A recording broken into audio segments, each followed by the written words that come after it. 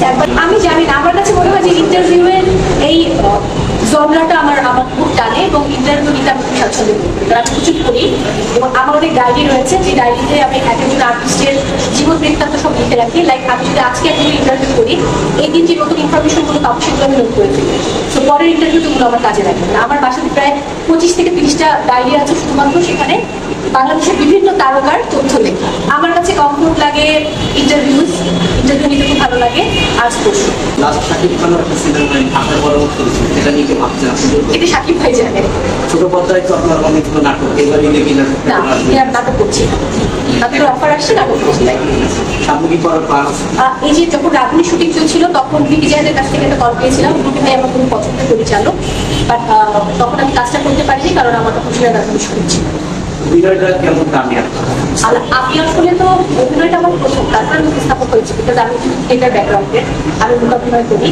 তো সেই জায়গা থেকে অভিনয় আমার অনেক বেশি ভালোবাসার জায়গা, আর উপস্থাপনা হচ্ছে আমার পেশা। কারণ আমার জীবন নির্বাহের জন্য বা জীবন জীবিকার জন্য আমাকে উপস্থাপনা করতে হয়, আমাকে অর্থ উপার্জন করতে হয়, আমার জন্য পরিবারের জন্য। আমার জীবনে অনেক স্ট্রাগল, এই যে প্রত্যেক মানুষের জীবনেই আছে। প্রত্যেক যত সফল মানুষ, আমি এখনো সফল হতে পারিনি, আমি চেষ্টা করছি সফল হওয়ার। যারা সফল মানুষ তাদের প্রত্যেকের জীবনে অসংখ্য অসংখ্য স্ট্রাগলের গল্প আছে। পরিকল্পনা, আমি যেটা পরিকল্পনা করি সেটা হয় না, এই জন্য আমি এখন কোনো পরিকল্পনা করি। আর ব্যক্তির জীবনে কোনো পরিকল্পনা নেই, আমি একা আছি, বেশ ভালো আছি। কাজের সঙ্গে আমার প্রেম, নিজের সঙ্গে প্রেম, এবং আমি আমার নিজেকে সবচেয়ে বেশি ভালোবাসি। না, আমি আমার আজকের মেকআপ আমার করা নিজে সেট করেছি।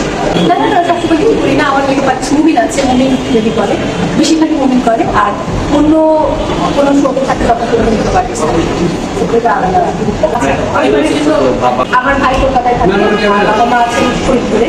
তো আপু আম্মুর জন্য কেনাকাটার যেই অর্থটা দিতে হবে সেটা আগেই পাঠিয়ে দিয়েছি, কিন্তু কেনাকাটার অর্থ না পারিবারিক যা যা দরকার আসলে ওইটা আমাকে দেওয়া করতে হয়। আর আমি যাবো হয়তো আগের দিন যাবার প্ল্যান রয়েছে, কোনো শো আছে, দিন যাওয়ার শো আছে, ওদের আগের দিনে যদি আবার ব্যাক করতে হবে। তো আবার প্ল্যান আছে যে আমি হয়তো চাঁদরাতে গিয়ে ইচ্ছা উদযাপন করে সন্ধ্যেবেলায় ব্যাক করে এসে লাইভ করবো। এখন আমি ঠিক বলতে পারছি না।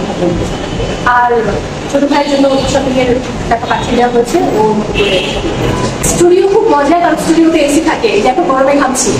আর মাঠ মুজে অনেক কষ্ট করতে হয়, অডিয়েন্স বুঝে আমাদের উপস্থাপনা করতে হয়, কারণ এক এক অডিয়েন্স এক এক রকম। শোয়ের প্যাটার্ন কি, সেই প্যাটার্ন বুঝে আমরা আসলে করবো। এইটা নিয়ে আমার এখন তো কেউ চাইলে অভিনয় শিল্পী হয়ে যেতে পারে, কারণ যেহেতু এখন ডিজিটাল মানে একদমই এমন একটা যুগে আমরা বসবাস করছি, খুবই আধুনিকায়ন করছে। সেই জায়গা থেকে সবার হাতে মোবাইল ফোন, স্মার্টফোন। কেউ চাইলেই সাংবাদিক হয়ে যেতে পারে, কেউ চাইলে অভিনয় শিল্পী হয়ে যেতে পারে, কেউ চাইলে উপস্থাপক হয়ে যেতে পারে, কেউ চাইলে সঙ্গীত শিল্পী হয়ে যেতে পারে। তো এটা নিয়ে আমার মতো মানুষের বলার কিছু এইরকম গল্প অনেক আছে, অসংখ্য গল্প আছে, যেগুলো মনে করছি সেটা আমি অন ক্যামেরায় বলতে চাই।